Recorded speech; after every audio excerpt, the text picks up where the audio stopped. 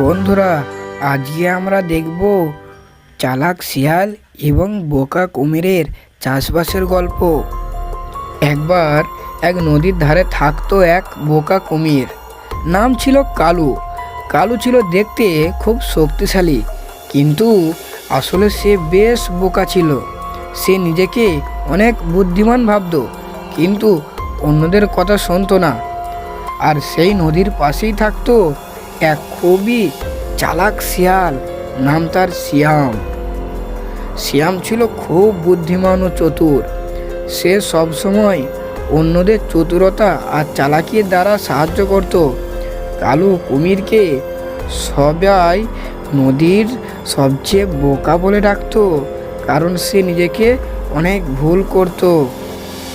একদিন গরম বাড়লো, নদীর জল কমে গেছে। কালু খুব ক্ষুধার্ত। সে ভাবলো আজ কিছু খাবার না পেলে মরবে। তখন সে নদীর ধারে বসে থাকলো আর ভাবতে লাগলো কিভাবে খাবার পাবে।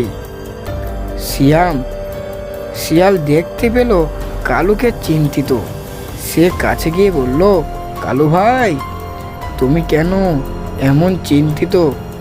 কালু কুমির বলল, আমি খুব ক্ষুধার্ত, কিন্তু এখান থেকে খাবার পাওয়া তো খুবই কঠিন। শিয়াম বলল, দেখো, নদীর ওপারে একটা বাগান আছে, সেখানে অনেক ফল আছে, আমি তোমাকে সেখানে নিয়ে যেতে পারি। কালু খুশি হয়ে বলল, সত্যি? তুমি আমাকে নিয়ে যাবে? তাহলে দেরি কেন? তাহলে শুরু করো। শিয়াম বলল, কিন্তু একটা শর্ত আছে। তুমি আমাকে খাবে না বলো? কালু হেসে বলল, আরে, আমি তোমাকে খাওয়ার মতো ওই রকম নয়, আমি অত বোকা না, বুঝলে? তারা নদীর পার হওয়ার জন্য প্রস্তুত হলো। শিয়াম কুমিরের পিঠে চড়লো আর নদী পার হতে গেলা হলো। মাঝ পথে হঠাৎ শিয়াম বলে উঠলে, দেখো, ওইদিকে একটা বড় শিকার আসছে, ওদের থেকে সাবধান। কালু ভয়ে বলল, কিন্তু আমি তো ওদের উপরে আস্থা রেখেছি।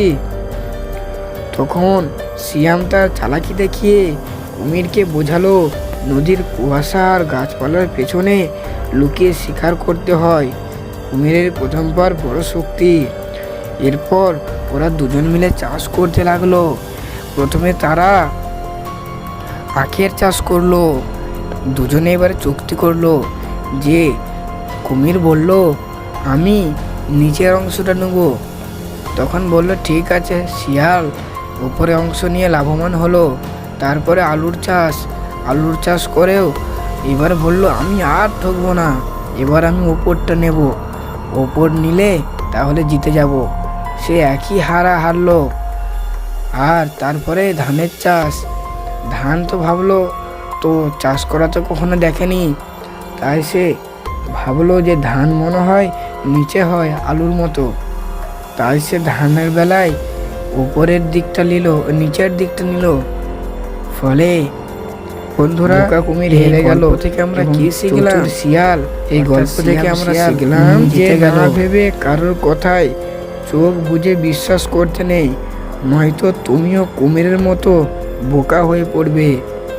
তো বন্ধুরা, ভিডিওটি ভালো লাগলে কি করবে? লাইক দিয়ে সাবস্ক্রাইব করে পাশেই থাকবে। তো দেখা হচ্ছে অন্য কোনো ভিডিওতে। ততক্ষণ পর্যন্ত ধন্যবাদ, ভালো থাকবেন।